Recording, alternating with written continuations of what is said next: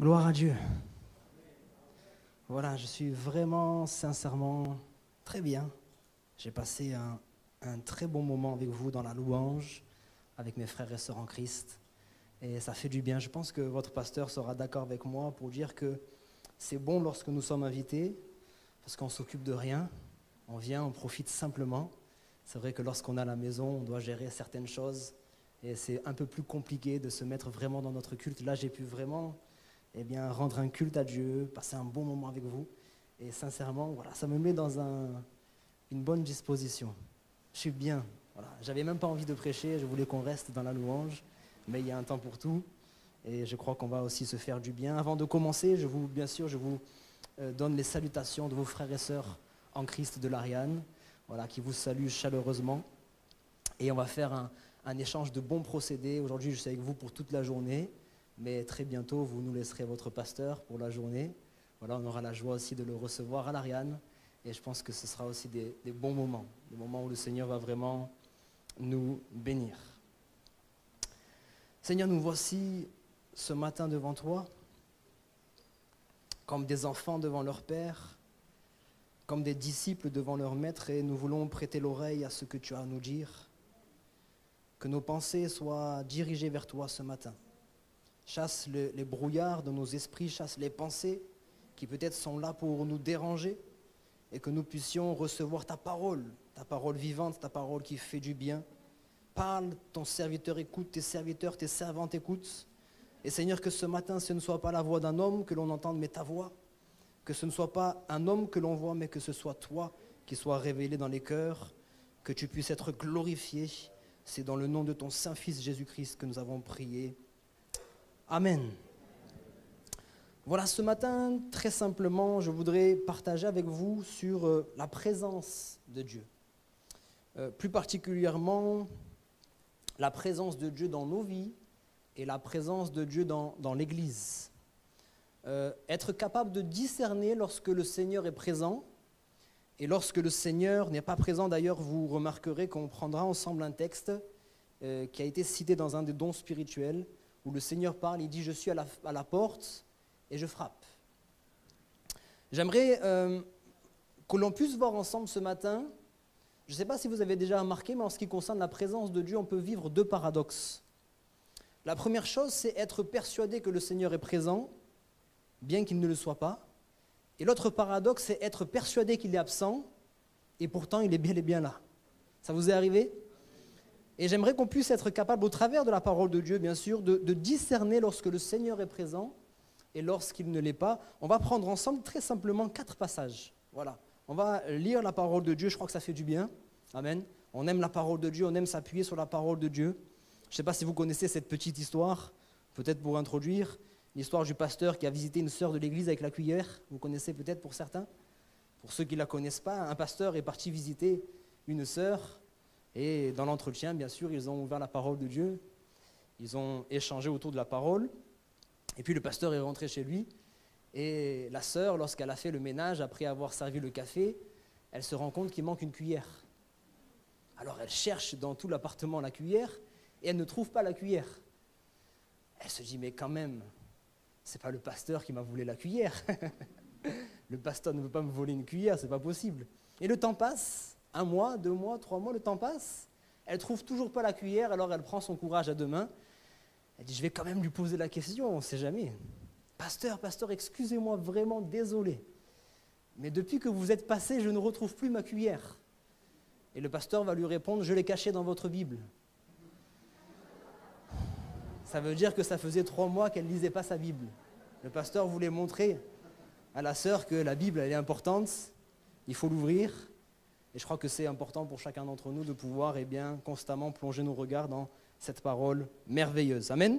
Alors on commence avec l'évangile de Luc au chapitre 2 et nous allons lire ensemble du verset 41 jusqu'au verset 52. Une lecture assez longue, mais ça va nous permettre de comprendre un petit peu le contexte. Donc je répète, évangile de Luc chapitre 2 et nous allons lire du verset 41 jusqu'au verset 52. Je me suis trompé, excusez-moi. Oui, c'est ça, 2, 41 plutôt Jean. Attendez, hein, excusez-moi, je me suis perdu dans mes notes.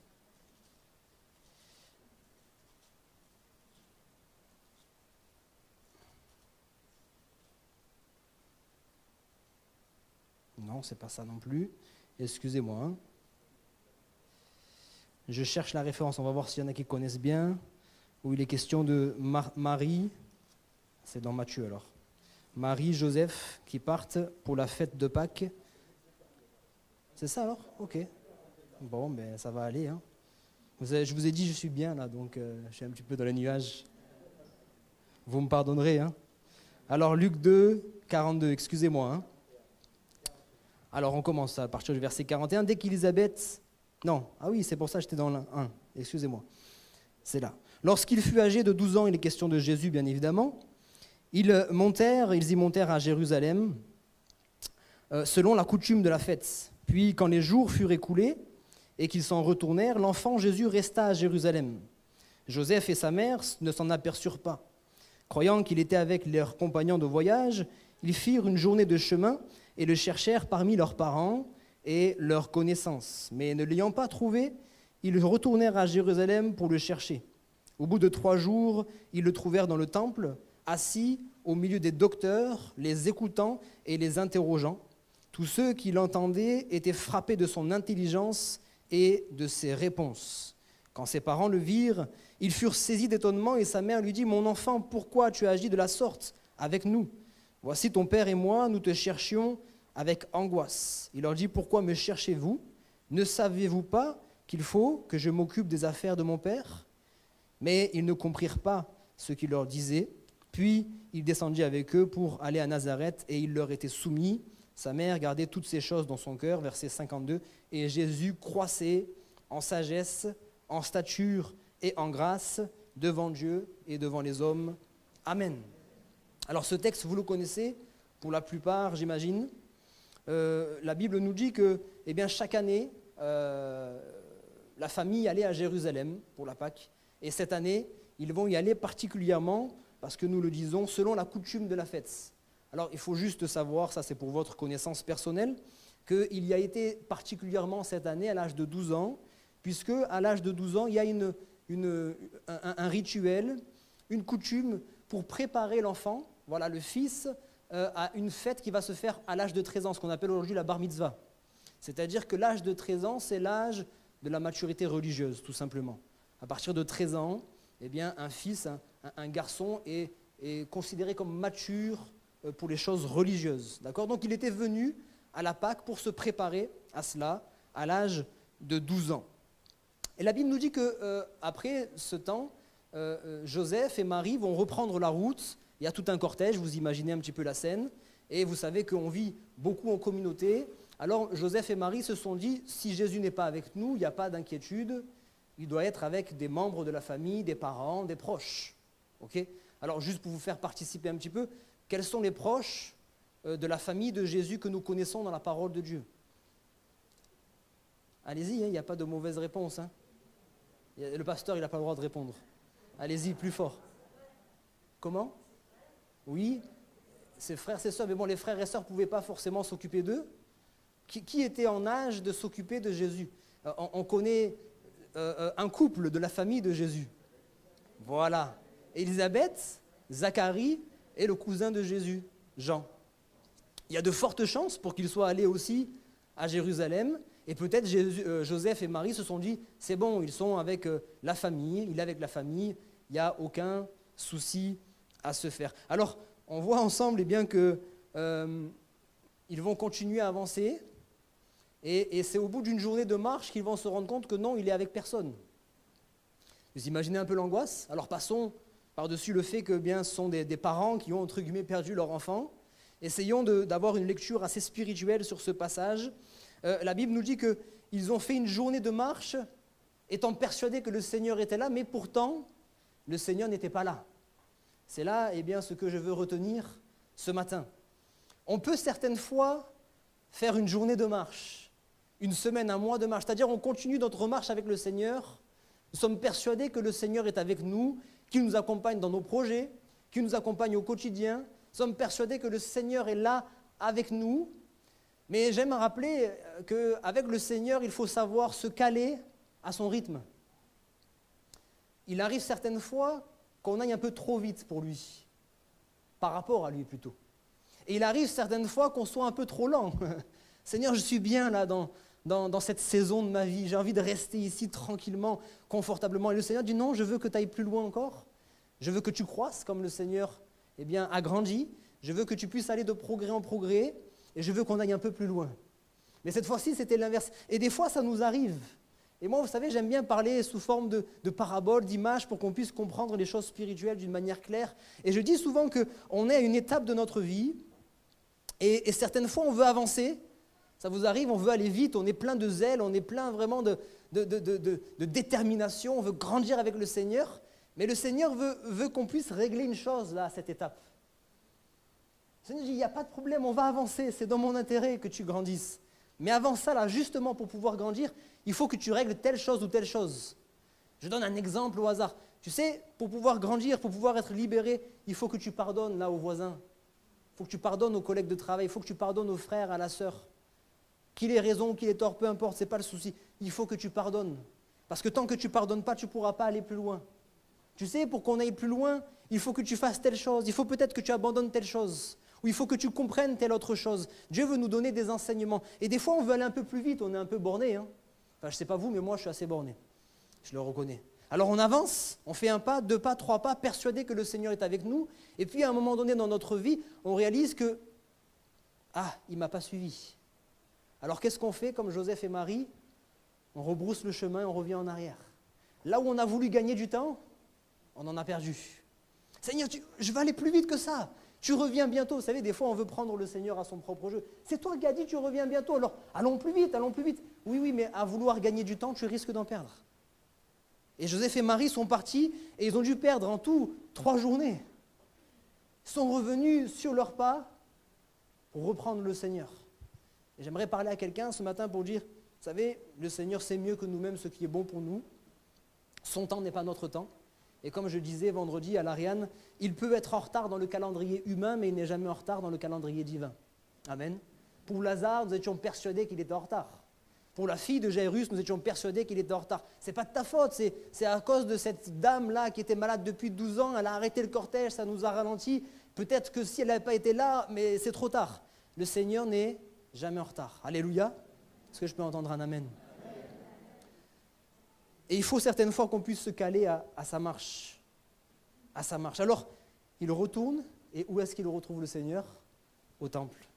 Alléluia. Vous savez, quand on se perd, il y a un endroit où on peut venir pour retrouver le Seigneur, c'est dans sa maison, c'est dans l'église. Alors, il n'y a pas que l'église, bien aimé, bien sûr. La Bible dit, et nous l'avons entendu ce matin, lorsque tu pries, entre dans ta chambre, ferme la porte, et là, dans le lieu secret, adresse-toi à ton Père. Mais c'est vrai aussi que certaines fois, lorsqu'on s'est égaré, on n'a plus la force, soyons sincères. On n'a plus la force, on n'a plus les mots, on ne sait plus comment s'adresser à Dieu, on est peut-être rempli de culpabilité, on est fatigué, etc., etc. Et des fois, la seule chose qu'on a à faire, c'est on vient à l'église. Seigneur, je ne sais pas si je vais pouvoir t'offrir quelque chose ce matin, mais je viens. Et quand je viens, il y a le sourire d'un frère, il y a le sourire d'une sœur, il y a l'accueil fraternel, il y a les temps de louange qui nous permettent d'être remplis comme tout à nouveau. Il y a un don spirituel qui peut nous parler, il y a la prédication qui nous fait du bien. Et c'est là qu'on retrouve encore le Seigneur, parce que nous l'avons dit ce matin aussi, le Seigneur siège au milieu de la louange de son peuple. Alléluia. Alors ils sont revenus et ils ont trouvé le Seigneur là, dans le temple. Il y a encore beaucoup de choses qu'on pourrait dire sur ce texte, mais je veux rester focalisé sur le sujet de ce matin. Et pour cela, je vous emmène à lire un autre texte dans l'évangile de Jean, chapitre 5, et versets 1 à 14. Ce ne sont que des textes que vous connaissez très bien. Évangile de Jean, chapitre 5, versets 1 à 14. Après cela, il y eut une fête des Juifs et Jésus monta à Jérusalem. Or, à Jérusalem, près de la porte des brebis, il y a une piscine qui s'appelle en hébreu Bethesda et qui a 5 portiques. Sous ces portiques étaient couchés en grand nombre des malades, des aveugles, des boiteux, des paralytiques qui attendaient le mouvement de l'eau. Car un ange descendait de temps en temps dans la piscine et agitait l'eau, et celui qui y descendait le premier, après que l'eau avait été agitée, était guéri, quelle que fût sa maladie. Au verset 5, là se trouvait un homme malade depuis 38 ans, vous imaginez cela? Jésus, l'ayant vu coucher et sachant qu'il était déjà malade depuis longtemps, lui dit, « Veux-tu être guéri ?» Le malade lui répondit, « Seigneur, je n'ai personne pour me jeter dans la piscine quand l'eau est agitée, et pendant que j'y vais, un autre descend avant moi. Lève-toi, lui dit Jésus, prends ton lit et marche. » Aussitôt cet homme fut guéri, il prit son lit et marcha. Amen. Alors ce texte, je pense que vous êtes comme moi, c'est un texte qui porte un peu à confusion. On ne comprend pas trop lorsqu'on lit toute la parole de Dieu, lorsqu'on connaît la nature de Dieu, lorsqu'on connaît vraiment son amour, etc. Ce texte, on a certaines fois du mal à le comprendre. Parce qu'on voit donc dans ce lieu une manifestation surnaturelle, il y a des choses miraculeuses qui se passent, mais la manière dont c'est fait, c'est un peu particulier. Premièrement, c'est que c'est aléatoire. On ne sait pas quand, l'ange va descendre pour remuer l'eau. Deuxièmement, c'est que c'est un petit peu injuste, reconnaissons-le. C'est-à-dire c'est celui qui va être le moins malade qui va être guéri en premier. Imaginons quelqu'un qui vient juste avec le poignet, juste une entorse, il peut facilement se jeter dans l'eau, tandis que celui qui est paralytique, celui qui ne peut pas bouger, avant qu'il puisse se déplacer, avant que quelqu'un le porte, c'est déjà trop tard. Il y a comme une forme d'injustice.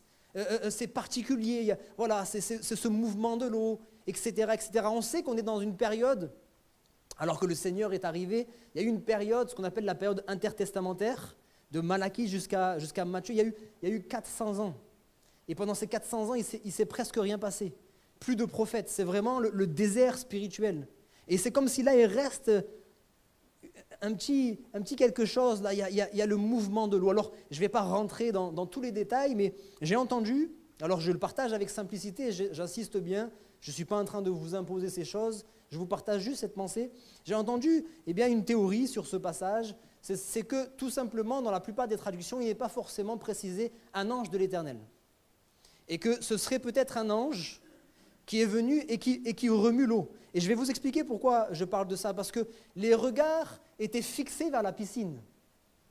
Les regards étaient concentrés, focalisés sur la piscine, de telle sorte qu'on est dans l'inverse de notre premier texte. Souvenez-vous, dans notre premier texte, on est persuadé que Jésus est avec nous, alors qu'il ne l'est pas.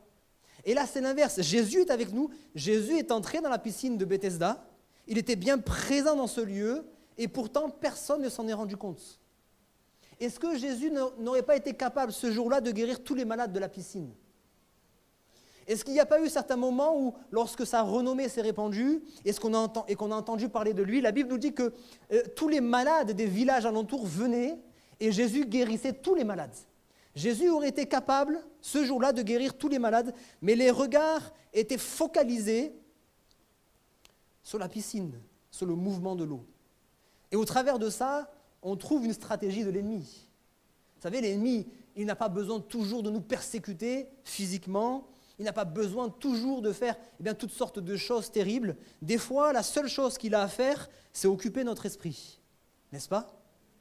Lorsqu'on pense à Pharaon, lorsque le peuple d'Égypte a voulu adorer Dieu dans le désert, ils sont venus pour demander quelque chose de très simple. Laisse-nous aller dans le désert pour adorer Dieu. La Bible ne nous dit pas que Pharaon les a persécutés davantage. La Bible nous dit qu'il a doublé leur charge de travail. Et il s'est dit comme ça, ils ne penseront même plus à adorer Dieu. Et c'est un petit peu ce que nous vivons aujourd'hui.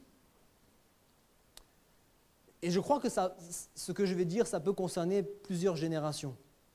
Peut-être pas les plus aînés, mais le téléphone, la télévision, l'ordinateur, etc., etc. Attention, parce que certaines fois, on peut être sur ces écrans sans regarder de mauvaises choses. J'ai parlé dernièrement avec les jeunes et la plupart m'ont assuré, vraiment, pasteur, sur nos écrans, on ne regarde pas des mauvaises choses. Hein. On ne va pas jusqu'à regarder forcément de la pornographie ou des choses mauvaises, etc., etc. On regarde des choses bonnes même. Mais le seul problème, c'est qu'on passe beaucoup de temps dessus. Et que tout est fait pour qu'on puisse être tellement focalisé sur ces choses qu'on en oublie la présence du Seigneur. Qu'on en oublie que le Seigneur, il est là, il veut passer du temps avec nous. Alléluia. Il veut passer du temps avec nous, des temps d'intimité. Comme je le dis, et comme il a été dit ce matin, des moments où on ferme tout. On ferme la porte, on éteint notre téléphone, on est là simplement, cœur à cœur avec le Seigneur. Peut-être que ces moments nous manquent, et que toutes ces choses-là ne nous aident pas. Alors tout simplement, ce que j'ai voulu faire ressortir de ce texte, c'est qu'il y avait toute une foule de malades qui auraient pu ce jour-là recevoir la guérison de la part du Seigneur. Mais ils sont passés à côté du miracle, tout simplement parce qu'ils n'avaient pas remarqué que le Seigneur était bel et bien là. Mais eux, ils étaient à côté. Et ça nous arrive aussi très souvent. Ça nous arrive aussi très souvent. On peut se tromper, j'ai parlé des paradoxes tout à l'heure. On peut se tromper en étant persuadé qu'il est là. Non, non, non, mais je marche avec le Seigneur, il est d'accord avec moi et je suis dans sa volonté. Il est avec moi dans mes projets, etc., etc. Sauf que le Seigneur n'est pas là. Et des fois, ça peut être l'inverse aussi. Non, le Seigneur m'a abandonné. J'ai l'impression qu'il est loin de moi. J'ai l'impression qu'il ne s'occupe pas de mes affaires. J'ai l'impression que je suis vraiment seul. Et pourtant, il est bel et bien là. Certaines fois, il faut simplement rediriger nos regards dans la bonne direction. Alléluia. Savoir reconnaître aussi, j'ai dit savoir reconnaître la présence de Dieu, mais savoir reconnaître aussi les manifestations de Dieu. Parce qu'il y a certaines fois la présence de Dieu sans manifestation, et nous avons besoin simplement d'avoir la foi. Amen. C'est pas vrai, alors j'en sais rien, sinon je viens tout de suite à Cannes-sur-Mer, mais c'est pas vrai que tous les cultes et toutes les réunions, on sent vraiment quelque chose d'extraordinaire. Si c'est ça, je viens tout de suite. Hein. Et je viens avec toute l'église de l'Ariane. Mais je crois que ce n'est pas vrai. Il y a des réunions, certaines fois, et particulièrement, je veux vous encourager, les réunions de prière, les réunions qui ont le moins... Mais les réunions de prière, il y a des fois, on est là, on ne fait que combattre. Hein. On est là, on prie de tout notre cœur, on prie de tout notre cœur, on ne ressent rien de particulier, mais on prie avec la foi. Et on rentre chez nous, on n'est pas venu pour recevoir, on est venu pour donner. On a prié, prié, prié, il ne s'est rien passé. Sauf que quelques jours après ou quelques semaines après, on voit l'exaucement de nos prières, on se dit « Ah, le Seigneur était bel et bien là. » Alléluia. Le Seigneur était bel et bien là. Alors il faut savoir reconnaître la manifestation de Dieu, parce que ce n'est pas toujours de la même manière. Eux, ils étaient habitués à ce que le miracle, eh bien, il arrive lorsque l'eau est remuée, lorsque l'ange descend pour remuer l'eau. Sauf que ça ne se passe pas toujours comme ça. Vous connaissez ce texte, je le lis simplement pour vous, pour gagner du temps. Mais c'est un texte que vous connaissez aussi dans le premier livre des Rois, chapitre 19, verset 11 jusqu'au verset 13. Il est dit, l'Éternel dit, « Sors et tiens-toi dans la montagne ». Il est question d'Élie, hein, devant l'Éternel. Et voici l'Éternel passa. Et devant l'Éternel, il y eut un vent fort et violent qui déchirait les montagnes et brisait les rochers. Vous imaginez comme c'était spectaculaire. Et l'Éternel n'était pas dans le vent. Et après le vent, ce fut un tremblement de terre. L'Éternel n'était pas dans le tremblement de terre. Et après le tremblement de terre, un feu. L'Éternel n'était pas dans le feu. Et après le feu, un murmure doux et léger. Quand Élie l'entendit, il était capable de discerner. Quand Élie l'entendit, il s'enveloppa le visage de son manteau. Il sortit et se tint à l'entrée de la caverne. Et voici, une voix lui fit entendre ces paroles. « Que fais-tu ici, Élie ?» Dieu ne se manifeste pas toujours de la même manière, frères et sœurs. Et attention de ne pas rentrer dans le spectaculaire. Oui, nous voulons vivre le miracle. Alléluia. Savons que notre Dieu est le Dieu du miracle aujourd'hui encore. Amen. Je crois que je le dis souvent, mais les amen, ce n'est pas pour faire plaisir au pasteur. Hein. Amen, c'est qu'il en soit ainsi. Donc on peut dire un vrai amen, ce n'est pas pour m'encourager. Hein, c'est vraiment qu'il en soit ainsi, c'est vrai. Nous sommes encore dans le temps des miracles. Nous sommes encore dans le temps de la grâce. Amen. Donc nous pouvons encore nous attendre au miraculeux, au spectaculaire. Mais attention à ne pas tomber que dans ça. Parce que Dieu ne se manifeste pas toujours de la même manière. Et on l'a vu ensemble, il n'était pas dans le vent fort et puissant. Quand on pense au vent fort et puissant, bien évidemment, on pense à la Pentecôte. Oui ou non?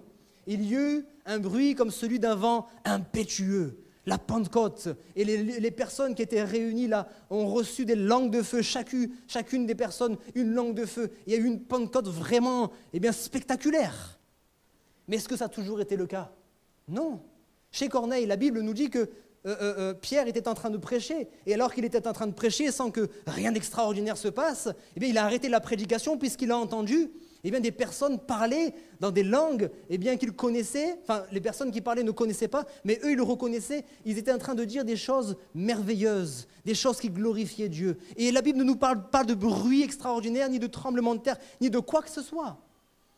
Dieu n'agit pas toujours de la même manière. Dieu peut agir aussi dans la simplicité. Il est dit qu'il n'était pas non plus dans le tremblement de terre. Et lorsqu'on parle du tremblement de terre, on pense obligatoirement à Paul et Silas. Vous vous souvenez? Ils ont été frappés parce qu'ils ont prêché l'évangile, ils ont été frappés, battus de verges, etc. Ils auraient pu être là. Moi, c'est ce que j'aurais fait, je le reconnais certainement. Seigneur, pourquoi je te sers et pourquoi on me frappe? Mais eux, ils étaient remplis de l'esprit, alléluia. Et ils vont commencer à chanter des cantiques. ils vont commencer à chanter des cantiques. Et la Bible nous dit eh bien, que la foi là, qui était là dans leur cœur eh bien, va venir eh bien, même contaminer les autres prisonniers.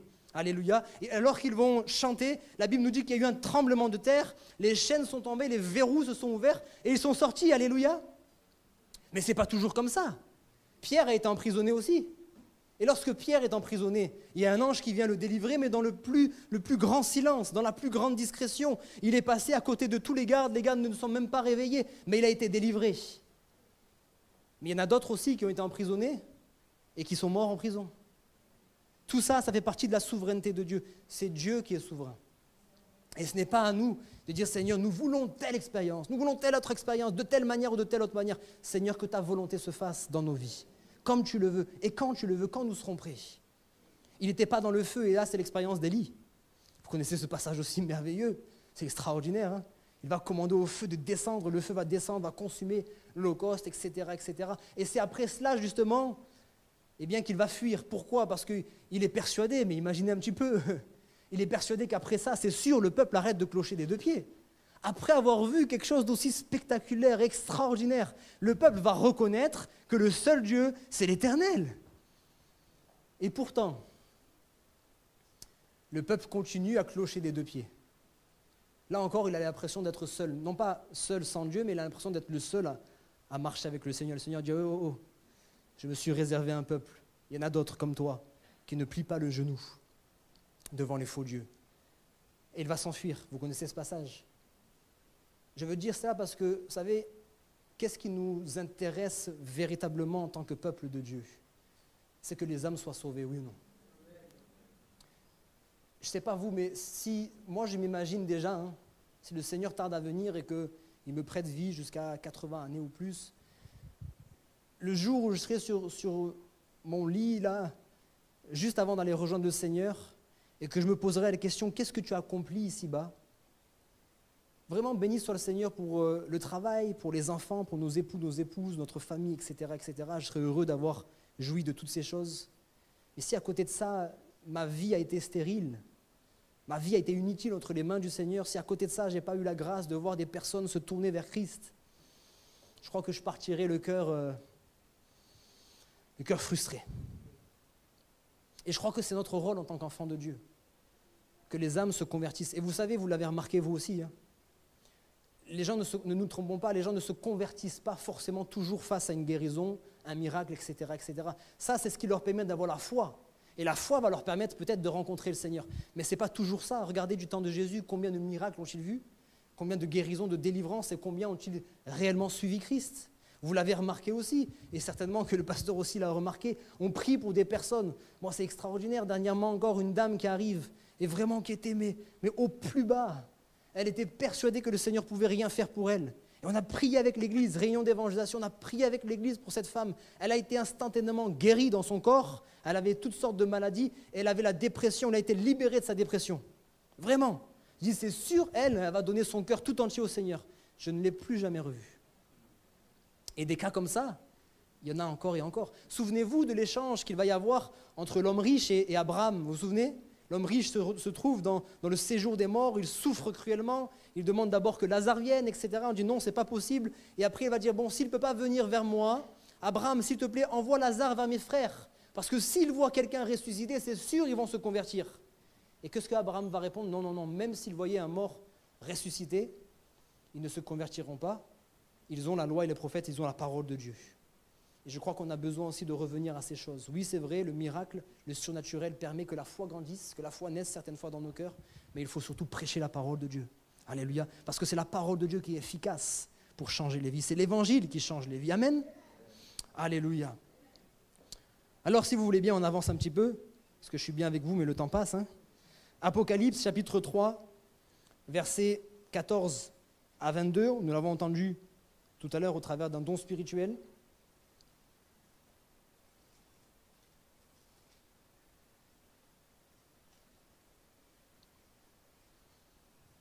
Apocalypse 3, versets 14 à 22.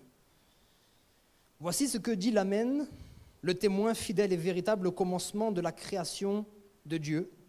Je connais tes œuvres. Je sais que tu n'es ni froid ni bouillant. Alors juste une petite parenthèse, jusqu'ici, on a vu ensemble la présence de Dieu dans nos vies individuellement. J'aimerais passer à la deuxième partie, la présence de Dieu dans l'Église. Là, il est question d'une Église. Hein. Je sais que tu n'es ni froid ni bouillant. Puisses-tu être froid ou bouillant? Ainsi, parce que tu es tiède et que tu n'es ni froid ni bouillant, je te vomirai de ma bouche. Parce que tu as dit, je suis riche, je me suis enrichi, je n'ai besoin de rien. Et parce que tu ne sais pas que tu es malheureux, misérable, pauvre, aveugle et nu, je te conseille d'acheter de moi de l'or éprouvé par le feu, afin que tu deviennes riche, et des vêtements blancs, afin que tu sois vêtu, et que la honte de ta nudité ne paraisse pas, et un collier pour oindre tes yeux, afin que tu vois moi. Je reprends, je châtie tous ceux que j'aime.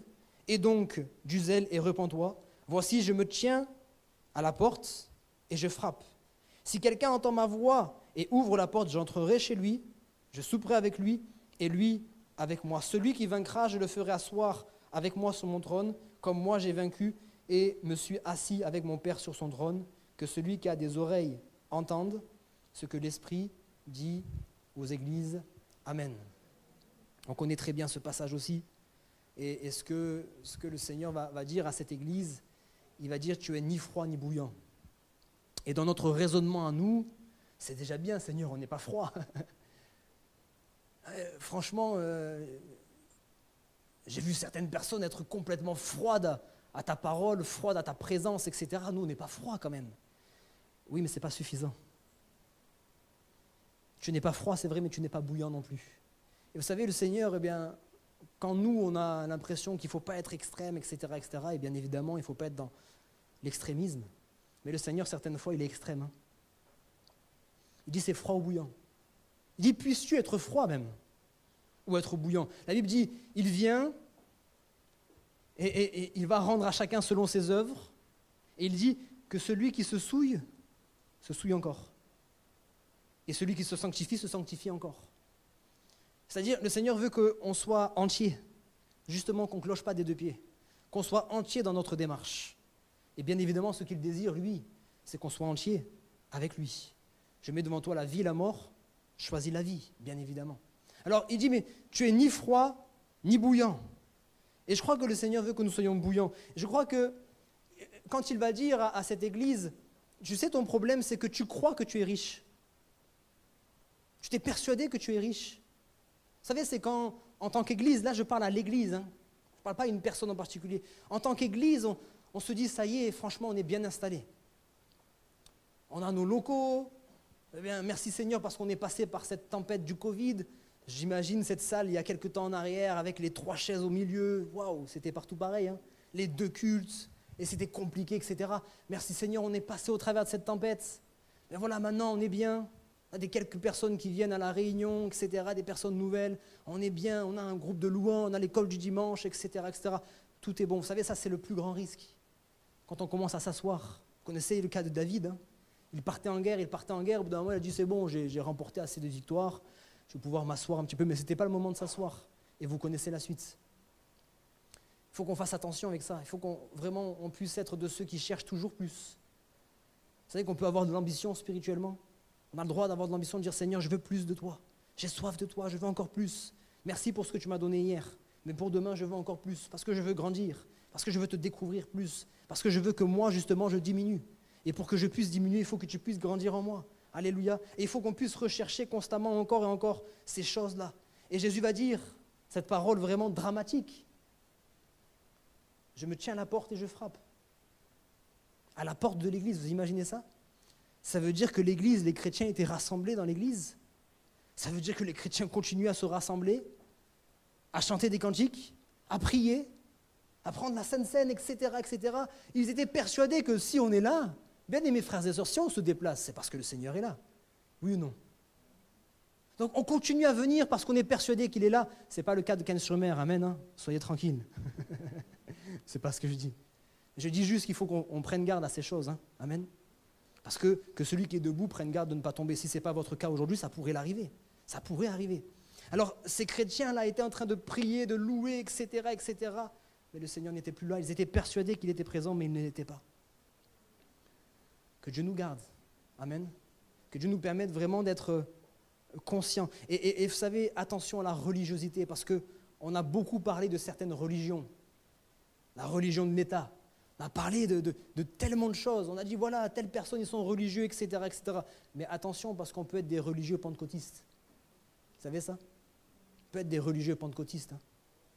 On peut devenir religieux. Vous savez, on peut même finir par parler en langue sans même être rempli du Saint-Esprit. On est habitué à parler en langue, etc. On peut continuer à chanter des cantiques, on les connaît par cœur, on peut les chanter les yeux fermés, mais le cœur n'y est plus.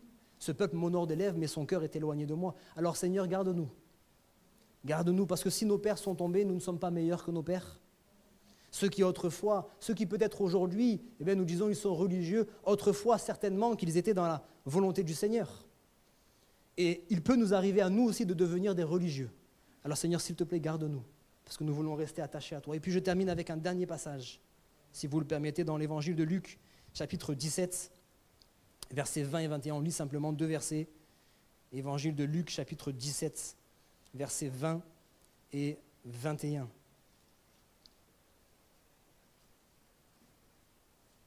Ça va, vous êtes toujours avec moi? On termine. Hein? 17, 20 à 21. Les pharisiens demandèrent à Jésus quand viendrait le royaume de Dieu. Il leur répondit, le royaume de Dieu ne vient pas de manière à frapper les regards. On ne dira point, il est ici ou il est là, car voici, écoutez bien ceci, le royaume de Dieu est au milieu de vous. L'église de Laodicée était persuadée que le Seigneur était présent alors qu'il ne l'était pas. Et là, les pharisiens demandaient où était le royaume de Dieu alors que le royaume de Dieu était au milieu d'eux. Au milieu d'eux. Et le Seigneur va dire, le royaume de Dieu, ne vous y trompez pas, il ne vient pas de manière à frapper les regards. Tout à l'heure, il est dit d'Élie, il était dans le murmure doux et léger. Vous savez ce que le Seigneur a dit, je suis doux et humble de cœur. Et c'est pour ça que les Juifs de son époque ne l'ont pas reconnu. Les Juifs s'attendaient à voir un Messie libérateur, un Messie conquérant, un grand roi puissant, etc., qui allait venir de manière à frapper les regards. Mais Jésus est venu comme un simple homme. Il s'est humilié au rang le plus bas. Et c'est pour cela qu'ils ne l'ont pas reçu. Et il est en train de dire, le royaume de Dieu ne vient pas de manière à frapper les regards, il veut frapper les cœurs. Amen. Et l'évangile, on ne doit pas être là pour le spectacle, on ne doit pas être là pour frapper les regards, mais on doit être là pour frapper les cœurs. Il faut que les cœurs soient vivement touchés, comme le jour de la Pentecôte. Le cœur vivement touché, il pose la question, qu'est-ce qu'on doit faire maintenant? Qu'est-ce qu'on doit faire? Aidez-nous. Aidez-nous parce qu'on va périr. Qu'est-ce qu'on doit faire? Croyez dans le Seigneur Jésus-Christ et vous serez sauvés. Alléluia. Ça, c'est l'évangile qui transforme les vies. Il cherchait le royaume de Dieu alors qu'il était là. Je me souviens de Jacob. Il va passer une nuit, vous savez, il a dormi sur un oreiller bien confortable, une pierre, et puis il va avoir un songe, etc., etc. Et quand il va se réveiller, il dit, le Seigneur est là, et moi, je ne le savais pas. Et oui, certaines fois, on peut être dans la présence de Dieu sans le savoir. Les disciples, dans la même pensée, les disciples étaient sur la barque, et la tempête arrive. Ils ont oublié que le Seigneur était là. Ils ont dû l'oublier dans les circonstances. Parce que s'ils ne l'avaient pas oublié, la première chose qu'ils auraient fait, c'est « Seigneur, viens nous aider ». Mais puisqu'ils avaient oublié, ça c'est la réaction de la chair et on est tous pareils. Hein. Et pour vous rassurer, moi en premier. Quand il y a quelque chose qui arrive dans nos vies, la première chose c'est qu'on essaye d'abord d'arranger les choses nous-mêmes. Hein. C'est pas vrai? Je vais essayer d'abord de faire. Et puis si jamais j'y arrive pas, Seigneur, tu peux venir m'aider s'il te plaît. Ils avaient oublié que le Seigneur était présent. Et peut-être pour terminer, je veux parler à quelqu'un qui est dans ses premiers pas avec le Seigneur. S'il y a des jeunes baptisés ou des futurs baptisés dans la salle. Quand je dis jeunes, même peut-être 3 ans, 5 ans. Vous savez, le Seigneur, comme je l'ai dit, veut nous amener à grandir. Et quand on grandit, on passe par des étapes qui ne plaisent pas trop. Hier, pour la petite anecdote, mon fils, il a fait ses premiers pas. C'était un peu... on était contents. Hein. C'est là où on se rend compte, quand on est parent, on est un peu gaga. Hein. Il a fait à peine 3 pas, on a l'impression que c'était Usain Bolt qui... Mais bon, voilà. C'était déjà un bon début, on a compris ça. Alors on l'a accompagné, etc. Alors qu'est-ce qui se passe au début? On tient l'enfant. Mais à un moment donné, on est obligé de le lâcher. Et quand on le lâche, à ce moment-là, c'est terrible ce qui se passe dans le cœur d'un enfant. Hein. Il a l'impression d'être abandonné. Il a l'impression que ses parents ne sont plus là. Mais on n'est pas en train de l'abandonner parce qu'on ne s'occupe plus de lui. On est en train de le lâcher parce que justement, on veut le voir grandir. Amen. Et dans notre vie spirituelle, c'est pareil. Quand on commence avec le Seigneur nous fait grâce, il nous accompagne, il nous tient par la main. Et puis petit à petit, qu'est-ce qui se passe? Il commence à nous lâcher. Au début, on entend sa voix à chaque fois. Au début, à chaque fois qu'on lit la Bible, on tombe sur des choses vraiment merveilleuses. On vient à la réunion, Dieu nous parle à chaque fois, etc., etc. Mais à un moment donné, le Seigneur, ce n'est pas qu'il ne nous parle plus, mais il veut nous parler différemment. Il dit d'abord, demandez, vous recevrez. Ça, c'est le béaba. Hein. Les bébés, ils demandent, on leur donne. Je ne vais pas dire à mon fils de 1 an, quand il a faim, va chercher à manger et débrouille-toi. Par contre, à ma fille de 7 ans, je peux commencer à lui dire, quand elle veut goûter, va dans le placard, prends un gâteau. Et puis plus ils grandissent, plus on va leur dire, va chercher, et puis maintenant frappe. Vous savez, c'est des degrés dans la vie spirituelle. Demander et recevoir, mais après, il faut aller chercher. Hein. C'est pour ça que je ne reçois plus la parole de Dieu, je ne reçois plus des rémas de la part de Dieu, parce que j'ai été habitué à ce que ce soit servi dans un plateau. Mais le Seigneur veut que je grandisse. Il dit, maintenant, c'est toi qui vas aller chercher. Le pasteur il va continuer à prêcher, l'église va continuer à être là, mais toi, tu vas aller dans ton lieu secret, là, dans ta chambre, et puis tu vas chercher toi-même. Et là, tu vas trouver des pépites spirituelles merveilleuses pour ta propre vie. Et c'est vrai que dans les premiers temps, on a un peu peur. Hein. Seigneur, j'ai l'impression que tu n'es plus là, j'ai l'impression que je traverse un désert. Seigneur, donne-nous de discerner. Donne-nous de ne jamais nous tromper. Si tu n'es plus là, Seigneur, ouvre-moi les yeux. Montre-moi que j'ai été un peu trop vite et que tu veux que je revienne en arrière parce que tu veux m'apprendre quelque chose ici. Et si jamais, si tu es là, montre-moi que tu es là, j'en ai besoin, Seigneur. Vous savez, juste pour vous encourager, il est tout le temps là. Hein. Il ne nous abandonne jamais. S'il n'était pas là, frères et sœurs, on ne serait pas ici. Vous savez, la Bible dit que le diable nous réclame pour nous cribler comme du froment. Et si le Seigneur n'intercédait pas pour que notre foi ne défaille point, on ne serait pas ici. C'est par sa grâce que nous sommes là, parce que malgré les attaques de l'adversaire, le Seigneur intercède pour nous.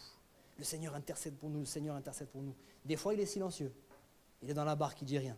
Mais il est présent. Amen. Et je crois que c'est ces choses qu'on doit repasser dans notre cœur. C'est ce que Marie a fait lorsqu'elle a récupéré Jésus. Elle repassait ces choses dans son cœur. On peut terminer par la prière, vous voulez bien? Seigneur, merci pour ta parole qui vient ce matin encore pour nous encourager, nous fortifier, peut-être même nous avertir. Je prie pour que nous ne soyons pas les uns les autres des auditeurs oublieux. Je prie pour que cette parole puisse résonner dans nos cœurs et nous permette de faire un constat dans nos vies. Est-ce que, Seigneur, tu es encore présent? Est-ce que tu es d'accord avec nos projets? Est-ce que tu marches avec nous, Seigneur, lorsque nous faisons telle chose et telle autre chose? Et Seigneur, peut-être ce matin, lorsque quelqu'un est venu et a l'impression de traverser un désert spirituel, quelqu'un est venu à l'impression que tu l'as abandonné, à l'impression que tu n'es plus avec lui, Seigneur, fais-lui grâce ce matin encore. Qu'il puisse entendre ta voix, qu'il puisse te voir, qu'il puisse ressentir ta présence simplement pour l'encourager, le fortifier. Et merci pour chacun d'entre nous, moi le premier, mais mes frères, mes sœurs aussi ici présents. Permets-nous de grandir. Permets-nous, Seigneur, de devenir de plus en plus matures spirituellement, de nous affermir sur ta parole et de ne pas vivre, Seigneur, sur les ressentis, de ne pas vivre, Seigneur, sur les choses d'ici-bas, de ne pas attendre toujours les choses qui frappent les regards, mais de simplement placer notre foi dans ta parole qui est la vérité, ta parole qui ce matin va agir, Seigneur, dans nos vies, dans nos cœurs, Seigneur, qui va nous transformer encore de gloire en gloire à ton image. C'est là notre désir. Merci, Seigneur, parce que malgré la faiblesse de ma prédication, tu es venu, Seigneur, pour parler à chacun de tes enfants, tes fils et tes filles. Et tu veux, Seigneur, les bénir, les emmener plus loin encore. À toi soit toute la gloire dans le nom de Jésus. Bénis la suite de ces moments, Seigneur, et règne en maître dans nos vies. Amen.